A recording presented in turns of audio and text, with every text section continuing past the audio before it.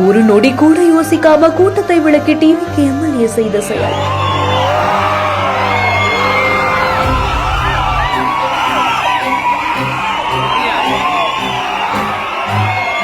எல்லாரும் தள்ளி நின்னு கொஞ்சம் வழி விடுங்க.